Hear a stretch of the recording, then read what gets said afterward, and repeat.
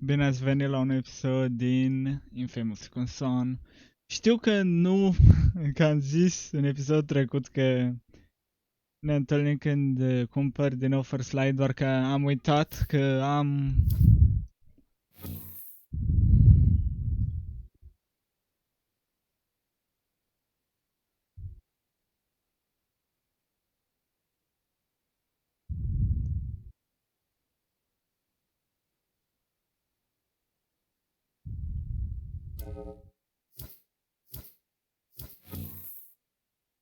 Doar că am zis să vedem toate astea.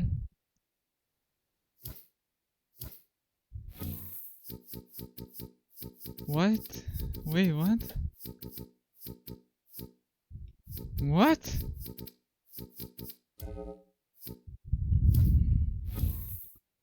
Nu pot să mai ascult căcaturile astea de...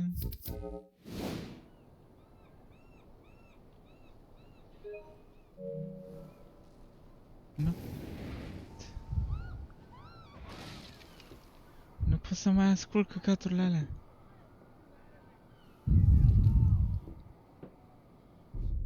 What the fuck? Credeam că pot să mai ascult toate înregistrările astea. What?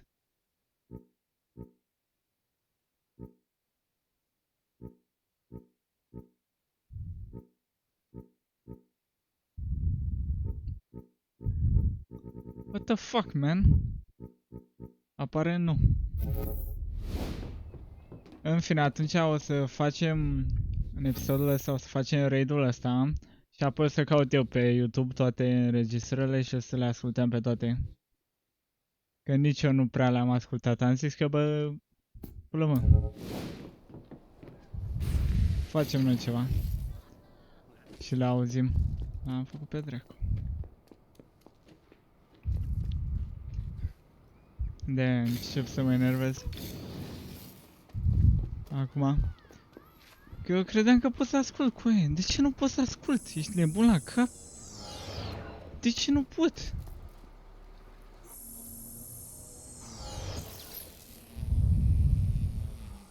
This is bullshit. Chiar este bullshit.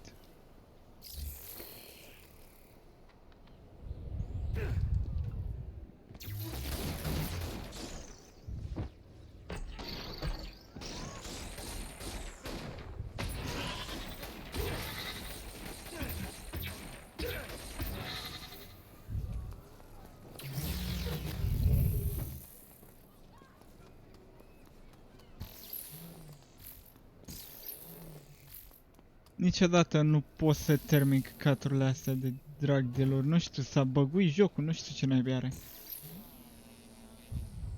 Unde este ultimul drag de lor, nu știu.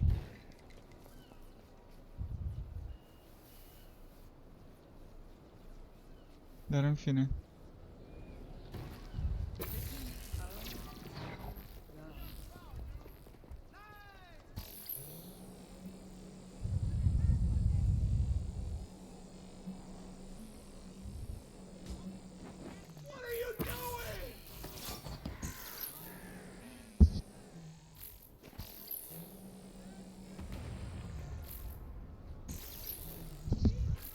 Ok, haide să vedem.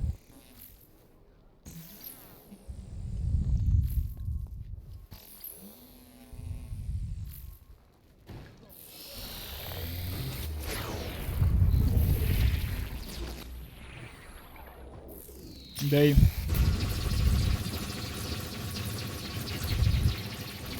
Așa am distrus eu toate settlement-urile astea.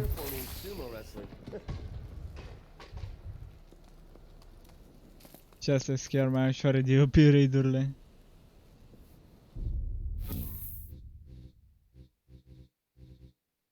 God damn, bro. Are you serious?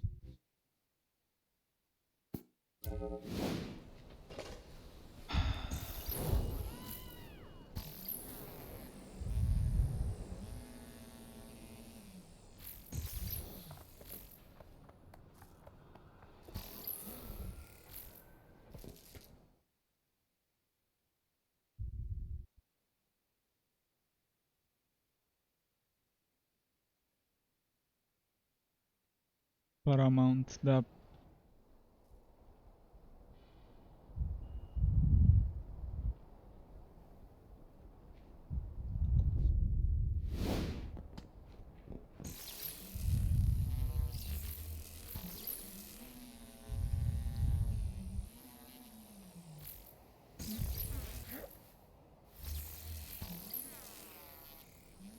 Îmi cam trebuie un drag deal așa, ca să-i distrug instant pe fraieri.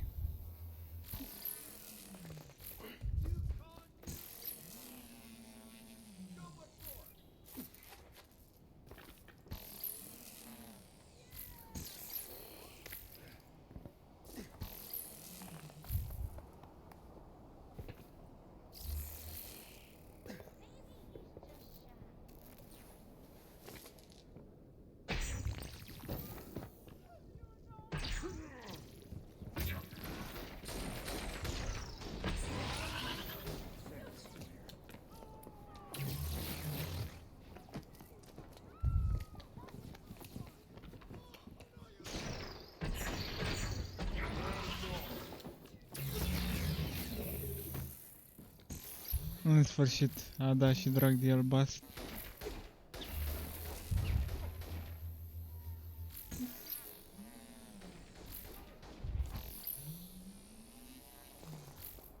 Hai!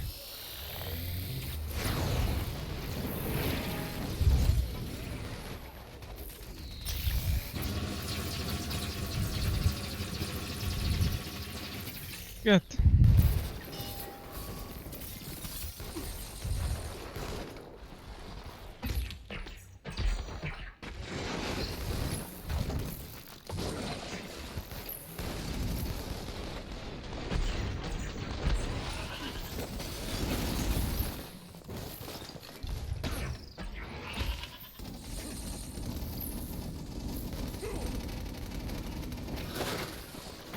What the fuck, man?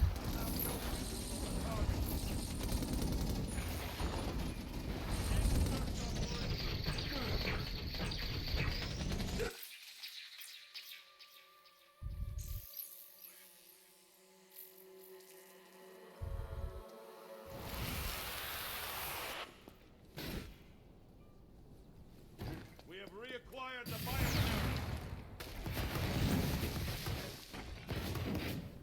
Draw him out with the precious fire.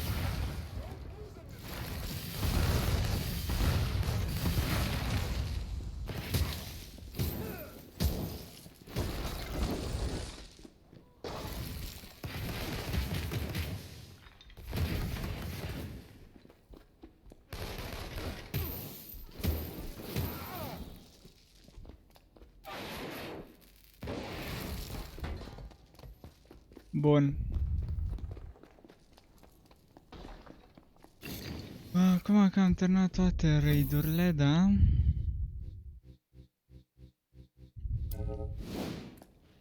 Haideți să ascultăm niște backstory de la tipul ăla cu înregistrările.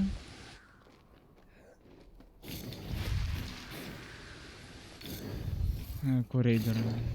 Tipul ăla double agent.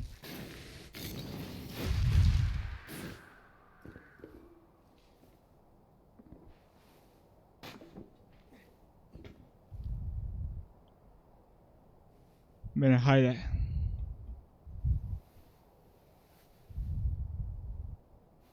Să vedem.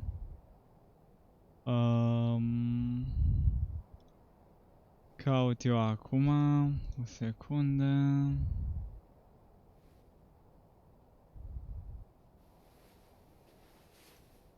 Alo, alo, alo, alo, alo. Bun, hai să vedem. Famous Second Son.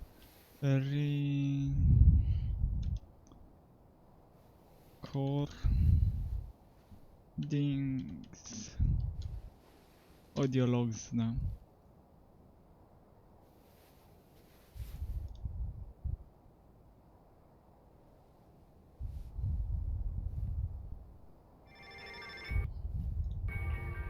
What the fuck?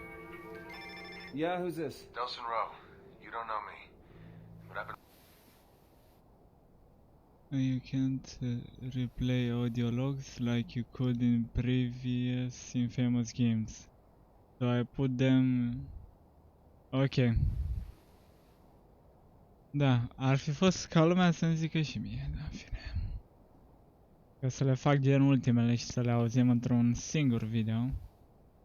Dar în fine, acum trebuie doar să auziți, nu trebuie să vedeți, deci...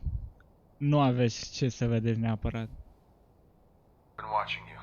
Okay, that's not creepy at all. You started whispers going all the way back to Washington about Augustine and the need of the DUP.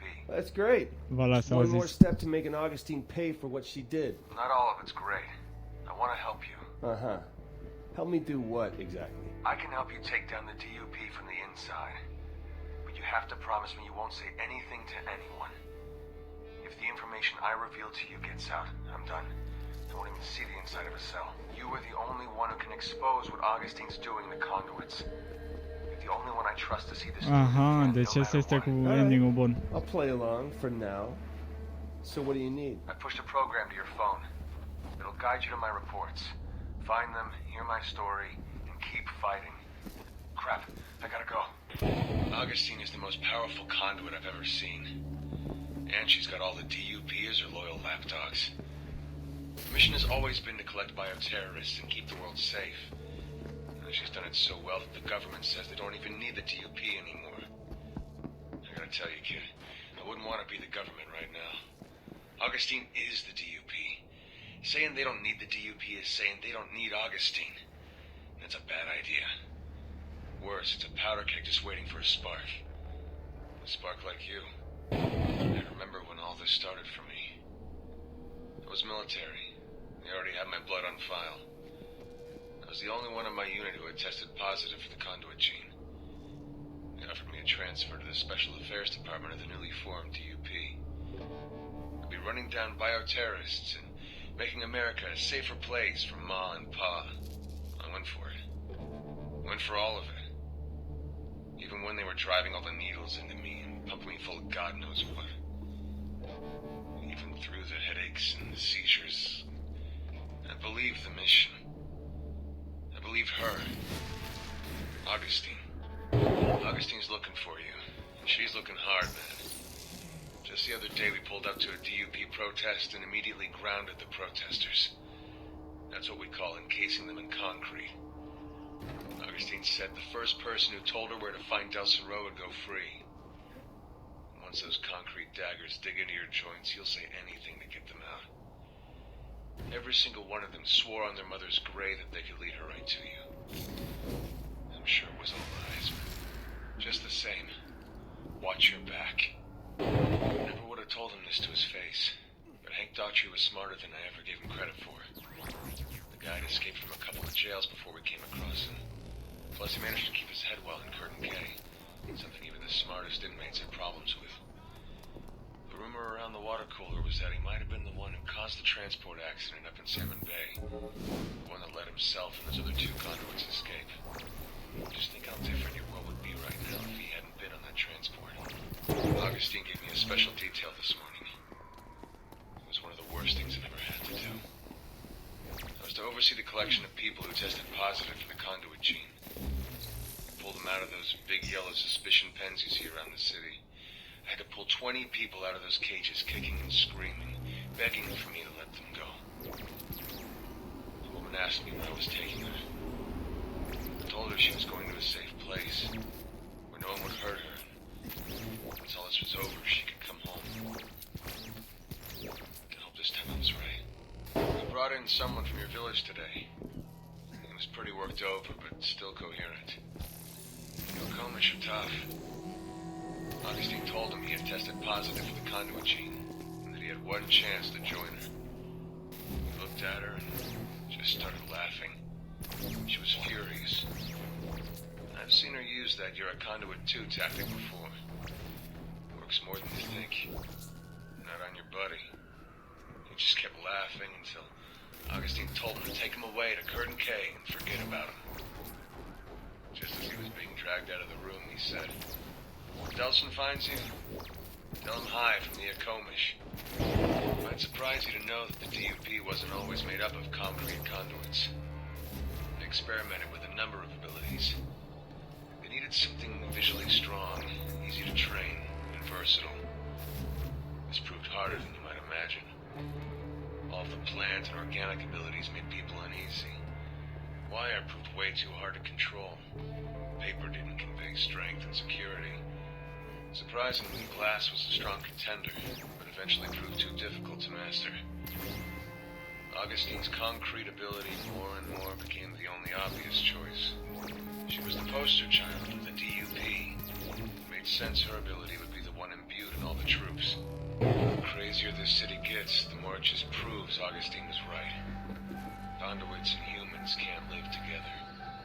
We're too different. Too dangerous. I mean, think about it from their side. Humans have a bad day, they might punch a hole in the wall or crash their car. Conduits have a bad day and the body count is in double digits.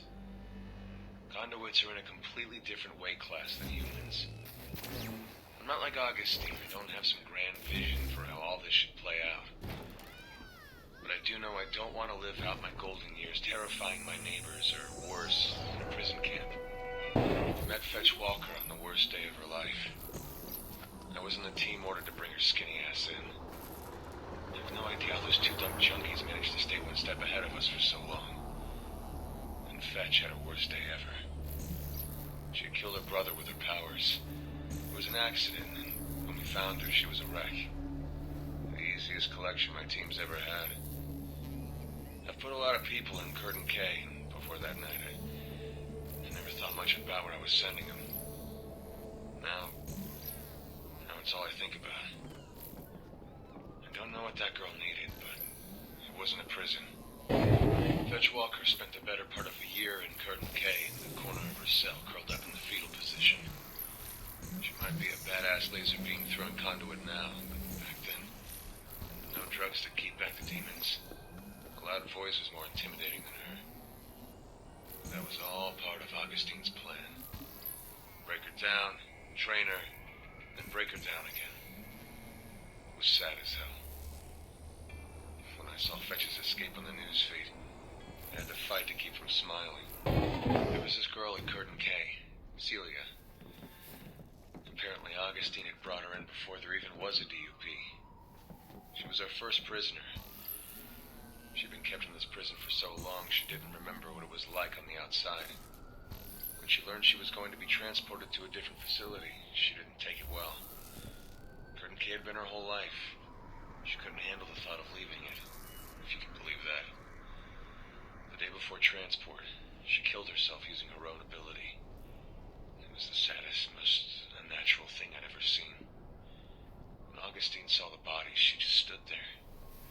No emotion. And she told me and another guard to clean it up and get ready for the transport. You should have seen how pissed Augustine was when she realized you'd been drawing power out of those core relays. She had no idea anyone could do that. She immediately ordered a recall of all of them, including the tracker drones. However, your little stunt on the Space Needle made it difficult, if not impossible, to communicate that to everyone. She stormed out of the command and went over to the storage where we keep the tracker drones in the hives. You could hear her banging and shouting in there. She was trying to drain the power from it, like you did. Must be something special with your abilities, because she didn't come out of there more powerful. Just more pissed. Can you imagine being thrown in a hole and tortured for 7 years? That poor kid, Eugene. And he wasn't quite right when they brought him in, but what Augustine did to him, it's amazing he can still carry on a conversation. And I often wondered what her plan was, why she was putting him through so much pain and suffering. The only conclusion I came up with was that she was training him for a mission. But a mission for what? We'll never know. The military came in and he was one of the first conduits shipped out. Whatever his mission was going to be, it couldn't have been good. Do you ever wonder how many powers you can hold? Augustine does. She doesn't like the idea of you ever finding your way to Curtin K. We've got a lot of different conduits there, not just the ones you've seen here in Seattle. Glass, wire, paper. Man, it's a long, strange list. Imagine what could happen if you came to Curtin K. Imagine if you got all those powers. What would you become? Man, that's scares me. I bet it terrifies Augustine.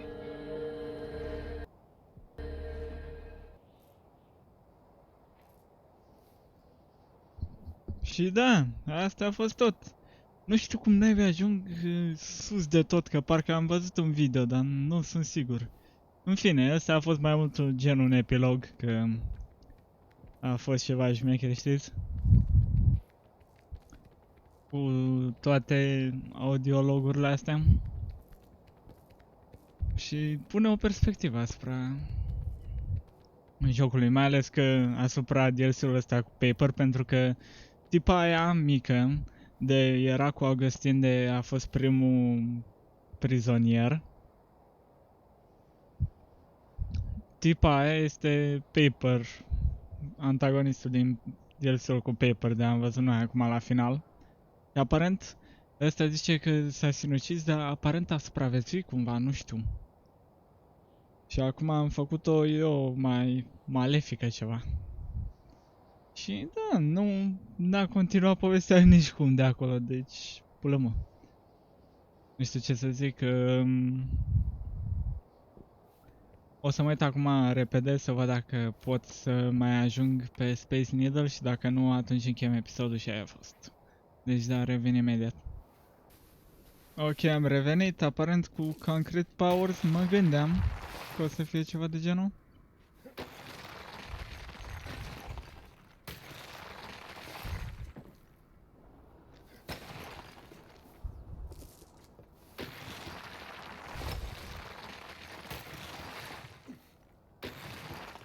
Bun.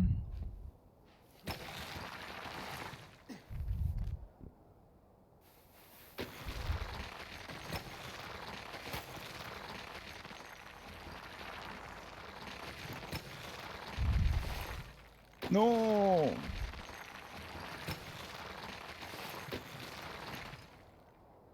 Bă, mă enervezi!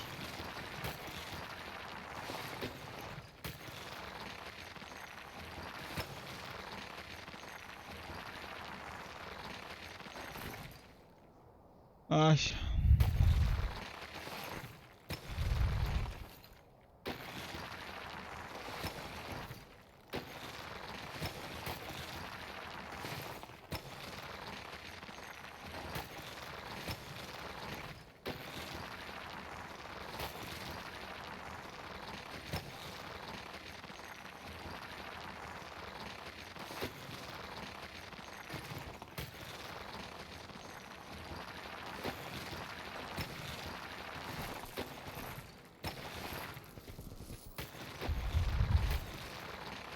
Și am ajuns sus. Din păcate nu pot să stai aici, nu? Dar bă, este destul de fain că poți să ajungi totuși sus.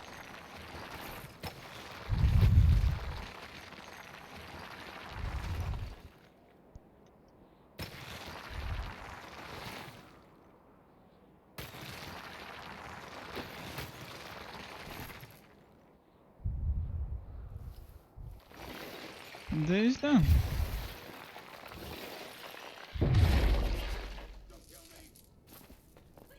Bine, dar sper că v-a plăcut episodul, epilogul și până data viitoare eu v-am salutat. Ceau, bă! Pa!